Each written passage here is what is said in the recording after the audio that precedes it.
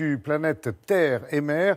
Rappelez-vous, il y a quelques mois, nous avions suivi à l'autre bout du monde le catamaran solaire de Race for Water, la fondation dédiée à la préservation de l'eau et des océans, avec à bord son parrain et ambassadeur Éric Loiseau. Aujourd'hui, cette fondation a mis au point une solution pour lutter contre ces déchets plastiques qui polluent, qui envahissent nos océans. Et pour en parler, nous retrouvons justement Éric Loiseau, mais cette fois-ci en Normandie.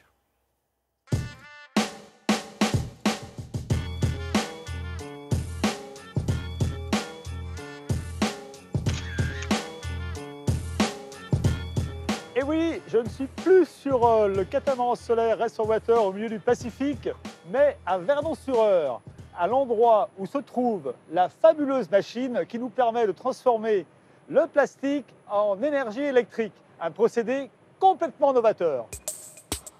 Olivier, Enchanté. Marco, je suis content de te revoir. Ben, pareil, comment ouais. tu vas? C'est à peu près un camion poubelle de plastique chaque minute qui finit dans nos océans.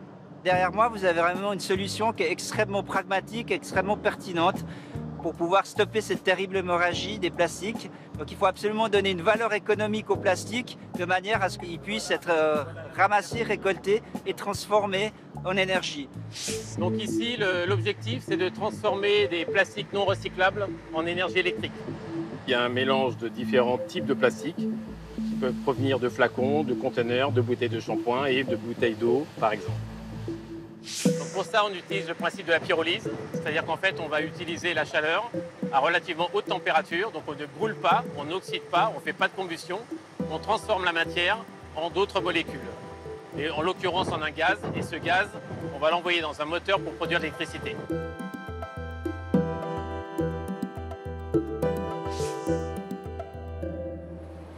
Donc là, on est au cœur du système. Là, on est au cœur du système. Vas-y, Marco.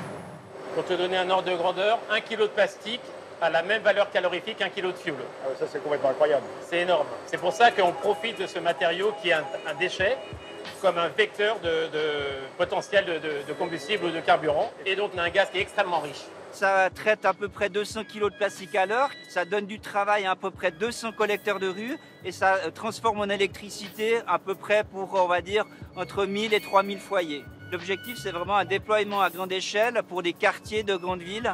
Une unité comme ça correspond à peu près aux déchets plastiques générés par une population de 50 000 à 100 000 habitants.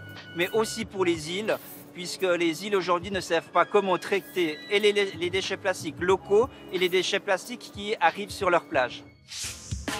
L'île de Pâques qu'on a pu visiter récemment avec l'Odyssée a un énorme souci comme la plupart des îles. Donc cette unité va permettre de gérer la totalité des plastiques générés par les Rapa Nui, par les 120 000 touristes qui viennent chaque année sur l'île, plus les 50 tonnes de plastique qui échouent chaque année sur les plages de l'île de Rapa Nui. Et on va pouvoir produire à peu près 10% de l'électricité annuelle de l'île uniquement avec cette unité. L'étape suivante, c'est d'industrialiser ces unités à grande échelle pour avoir un déploiement mondial. Cette machine à Vernon est un prototype, mais on peut espérer que dans quelques années, de nombreux pays émergents seront équipés et régleront ainsi leurs problèmes d'énergie et de pollution plastique.